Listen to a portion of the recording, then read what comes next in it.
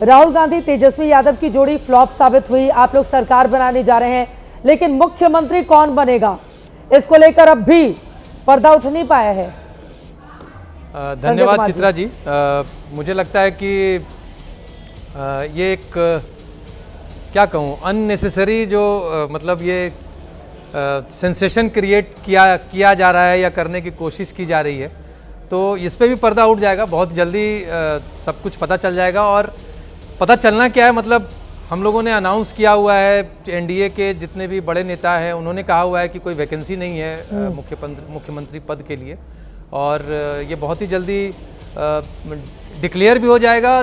सारे विधायकों को बुलाया जा रहा है। बड़ी तो नहीं है आप लोगों की, बीजेपी सबसे बड़ी पार्टी हो गई है और आज तक बिहार में उसका मुख्यमंत्री कभी बना नहीं, तो इस बार वो क्यों नहीं लेना चाहेगी मौका कि बिहार में अपना बीजेपी का मुख्यमंत्री बनवाया जाए। तो पिछले बार भी तो वो लोग बड़ी पार्टी थी, हमसे ज़्यादा सीट का अंतर था बीजेपी का, और नीतीश जी ने ये ऑफर भी किया था, लेकिन माननीय प्रधानमंत्री जी ने कहा था नहीं, अभी आप चीफ मिनिस्टर आप ही रहें। और इस बार तो बिल्कुल नेतृत्व में उनके लड़ा गया है। बहुत ही जितने मजबूती से एनडीए की फाइट आप लोगों ने देखा है, ग्राउंड पे आप लोग दोनों लोग थे, आप लोगों ने देखा है जितने मजबूती से एनडीए ने लड़ाई की है और जितना एकजुटता दिखाया गया है ना। और वो एकजुटता, मेघा आपके बगल में ही बैठी हुई है, मेघा जरा सवाल पूछ लीजिए। आपने इंटरव्यू भी बड़े बड़े किए, बीजेपी के नेता क्यों नहीं बोलने को तैयार है कि नीतीश कुमार ही सीएम बनेंगे? देखिए इंटरव्यू तो मैं कल रात जवाब देंगे, बिल्कुल कल रात से कर रही हूँ ये इंटरव्यू, और यही सवाल पे अटक रहा है सारा इंटरव्यू। चित्रा, ये भी एक अजीब सी बात है कि बीजेपी बोलने के लिए तैयार ही नहीं हो रही है कि कौन होगा मुख्यमंत्री का चेहरा। जब बार बार मैं नीतीश कुमार जी का नाम से पूछ रही हूँ कि भाई आप क्यों नहीं कह देते हैं कि नीतीश कुमार जी ही होंगे आपके अगले मुख्यमंत्री, वही कंटिन्यू करेंगे। क्यों नहीं बोलते कि अगले हफ्ते नीतीश कुमार शपथ लेने जा रहे हैं? नहीं बोल रहे हैं ना, नहीं बोल रहे। बीजेपी के कितने भी आला नेता आप किसी को भी पूछ लीजिए, इनफैक्ट अभी चुनाव में थोड़ी देर पहले बोला के साथ बीजेपी खेला तो नहीं करने जा रही है नीतीश कुमार। मुझे लगता तो नहीं है कि खेल होने वाला है, लेकिन हाँ जरूर प्रेशर जरूर है चित्रा। यहाँ पर कुछ बातों को समझने की जरूरत है। एक कि नीतीश जी के नेतृत्व में चुनाव को लड़ा गया है। आ रही इनके बात हो जाए। कौन सी बातें हैं? मैं कंप्लीट कर लूं, उसके बाद आप ऐड कर दीजिएगा। ये बहुत गंभीर बात है। कौन सी बात नहीं, गंभीर बात है। तो सबसे पहले कि उनके नेतृत्व में चुनाव लड़ा गया है, और नीतीश जी को कितना प्यार करते हैं वहां के लोग, वो तो आप लोगों ने ग्राउंड पे देखा है ना। तो और इसके अलावा नीतीश जी को वापस सब लोग चीफ मिनिस्टर के रूप में देखना चाहते हैं, बिहार की जनता देखना चाहती है, एनडीए के घटक दल देखना चाहते हैं, इसमें कहीं कोई दो राय नहीं है। और इस बार भी आप दो राय नहीं है, इसमें एक ही राय है जो बीजेपी बताने को तैयार नहीं है। दो राय की बात ही नहीं, एक ही राय, बस बोल देना अगले हफ्ते वो शपथ लेंगे। बीजेपी का कोई नेता नहीं बोल रहा है। संजय जी, ये जफर भाई से भी पूछना चाहिए ना चित्रा। जफर भाई आप ही बता दो। मैंने धर्मेंद्र प्रधान जी से कल रात में पूछा ये बात, बार 3 बार पूछा कि बता दीजिए कौन होगा। उन्होंने कहा एनडीए से होगा। मैंने पूछा नीतीश कुमार होंगे, उन्होंने कहा एनडीए से होगा। देखिए बड़े संजय जी के चेहरे पर उदासी आ गई। नहीं कोई उदासी नहीं, हकीकत तो ये है। मैं तो खुश हूं कि नीतीश जी अगले सीएम बनने जा रहे हैं, बिल्कुल ही खुश हूं। देन ऐसा है कि हमारे जो एनडीए कुंभा में खुशी का माहौल है, हमारे यहाँ कोई कंफ्यूजन ही नहीं है।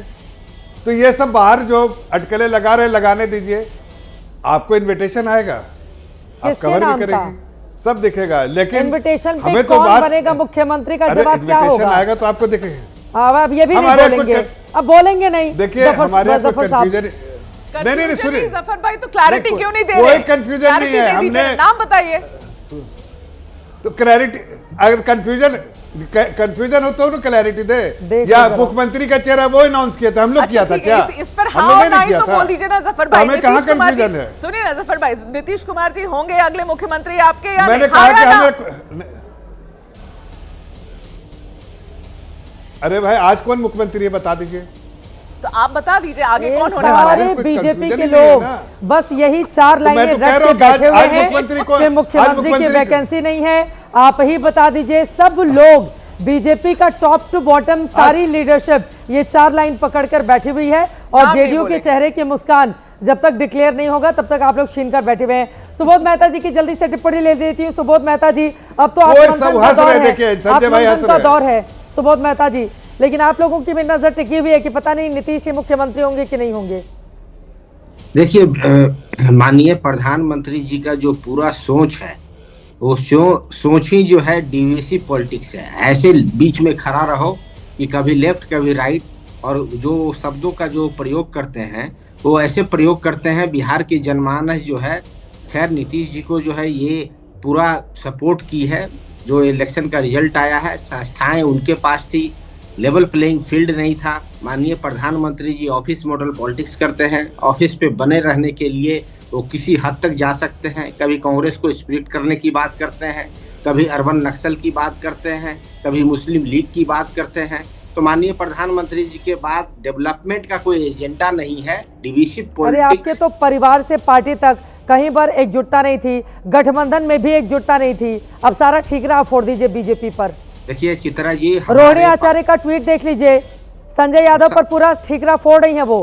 पार्टी भी छोड़ दिया, परिवार भी छोड़ दिया। सुबोध मेहता जी सुनिए ना चित्रा जी, ऐसा है कि राष्ट्रीय जनता दल संवाद और संघर्ष में विश्वास करती है और गांधी, लोहिया और संविधान के निर्माताओं के मूल्यों पे चलने वाली पार्टी है। जो पर्सनल जो कमेंट एक दूसरे से नेतागण कर रहे हैं वो सब जाकर इंट्रोस्पेक्शन होगा। जिस तरीके से जो बिहार की जनमानस ने जो जनमत दिखाई है और जिस तरीके से SIR का मुद्दा हो, चाहे इम्पीचमेंट पॉलिसी हो, 10 दिन में 10,000 रुपया देना और 20 साल तक कुछ नहीं देना महिलाओं को, जो जाति जनगणना हुआ था उसमें 65% आबादी 10,000 रुपया महीना पर फैमिली भी नहीं कमाती थी।